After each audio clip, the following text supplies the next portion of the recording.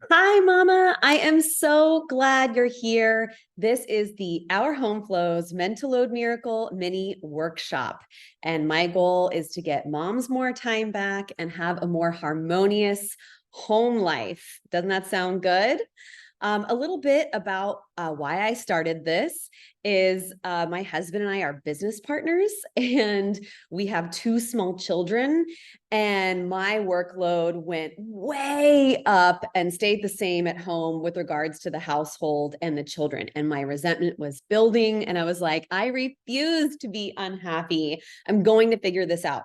I spent most of my life as a professional chef and most recently a CEO. So I got really good at making systems for efficiency to get things done and have honed my communication skills enormously. So I just started applying those same principles to our home life. And my husband turned to me one day, he's like, you are going to save marriages with this stuff.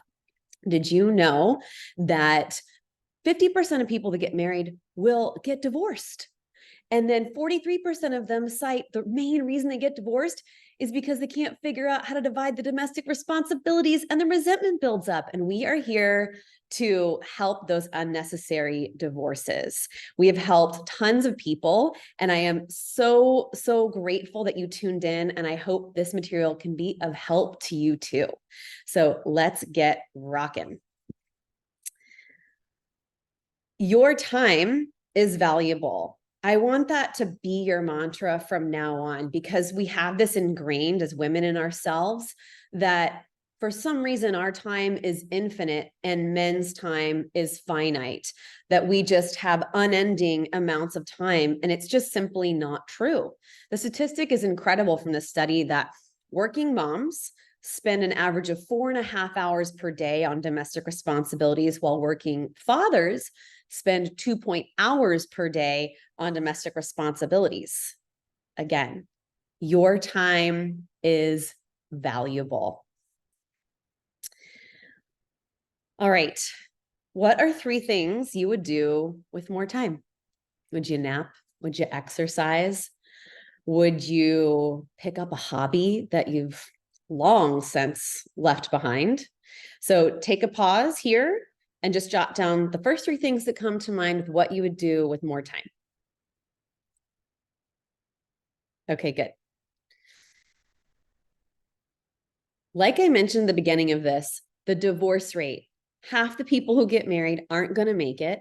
And 43% of those that get divorced have this main problem. You guys, we're getting divorced over the trash. We've got to put an end to this. There is something that can be done about it. And this is what our Home Flows does.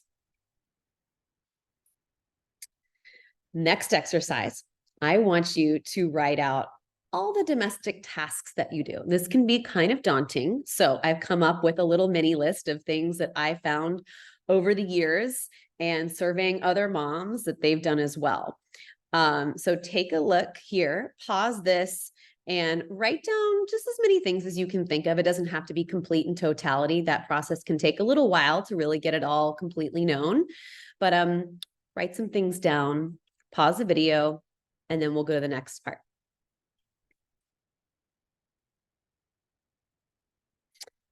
So what are 3 things that are on that list that you just cannot stand? You're like, if I have to meal plan one more time, my head's going to explode. Or I cannot stand paying all the bills in this house, or literally whatever it is, even if you don't have the solution, even if it's not practical for your spouse to take it over, just write those 3 things down that you just really, really want to let go of.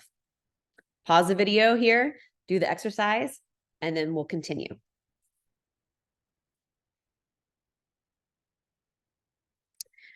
Now, here's the tricky part. You're like, okay, I got too much going on. I've got to get my partner to participate in the domestic responsibilities, but sounds a lot easier, right? Then how do you have these conversations?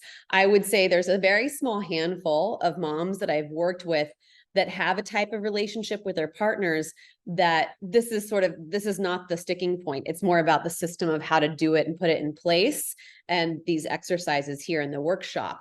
But it's not the conversation. So I personally found it difficult to have these conversations with my spouse. Okay. He's very alpha. He's very traditional in a lot of ways, but he's also very progressive and deeply cares for me. And I would say a lot of us fall into that category where you have somebody who's willing, but their ideas of how things should be are just maybe need some updating, right? That's what we're here to do. So I've had all the conversations the absolute wrong way. And then I've had to learn them how to have successful conversations to really get it over the hump of like them doing the stuff and it working into a system. Okay. So first of all, how do you let them know that you'd like to have a conversation? Okay. So we want to keep it super simple.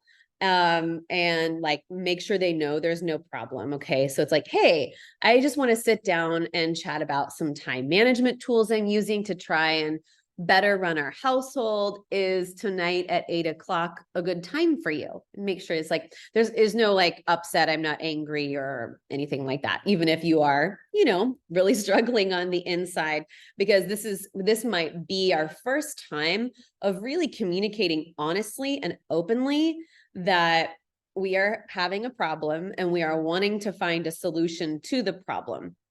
Okay. So that's the kind of first rip the Band-Aid off part of the conversation to let them know you want to sit down to have a conversation. Okay.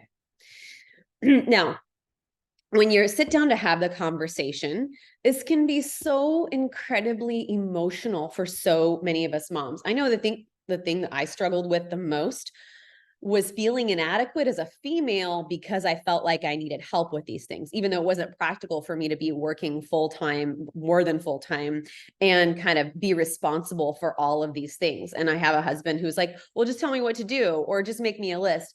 That is not the answer. That is not sustainable. You are still the gatekeeper in that. So please, that is not the answer. All right. So a really big thing when you have these hard conversations is keeping the I present. Okay. You want to avoid like, you never do anything. Don't you see how hard I work?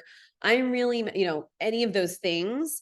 We really want to keep it on I, because especially if this is, like I said, the first time you're sitting down and they're hearing this, it's not fair to go into, they're not, we haven't even held them accountable for anything really yet. So this is a really important part to say, hey, I'm coming to you. I am feeling so overwhelmed. Or I'd like to have more mental energy to be more present or to be a better wife. Like I'm just exhausted by the time I get in bed every night, or trying to figure out why I've been so grouchy or strained or stressed, so that they know you've like really thought about this in a somewhat intelligent way. And you are taking responsibility and you want to change something they're definitely going to benefit from as well. So the next part of the conversations, you want to make sure you're getting to a loving place. Okay. Because in my early days of these conversations, it became about, well, gosh, I do so much, or what about this? And what about that? They are naturally going to feel attacked. And that doesn't make anybody want to participate or do more, right? Because our partners do have just incredible value for the things they're already doing that we may be in a place where it's hard to even see those things.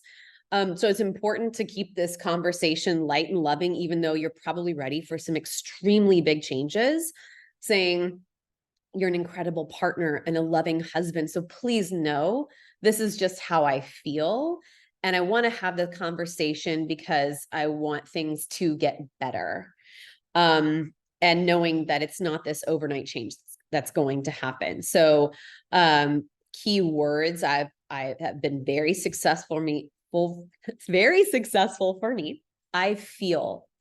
Would you be willing to? Man, the word willing has gotten me so far in my personal relationships and professional relationships, because when you phrase it that way, they understand she really needs this. She's asking me if I'm willing to do this thing. That sounds like a big ask, but it's not really a big ask. Okay. Can we try this out and change it if it's not working. Let them know this is flexible. You're a team. We want to figure this out together and get their input and their ideas. If you've shown them you simply have too much on your plate, you're overwhelmed, how should we approach this? And kind of get their buy-in on how to do this. So it's not about, you telling them, do this, do this, do this. It's going to be a process of trial and error. But I'm telling you, this is the first step to making sure things change and you don't stay overwhelmed and grumpy. Nobody wants to live that way. So, what are 3 actions that you're like, I can do this like right now? What are 3 things that you can put into action immediately to reduce your mental load? Is it talking to your partner, having these conversations? Is it outsourcing this one thing that you really don't like to do?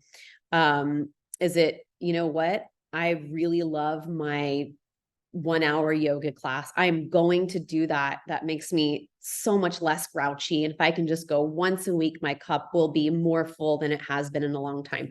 Whatever that is, write down 3 actions that you can do immediately to reduce your mental load. Pause it, and then we'll wrap it up.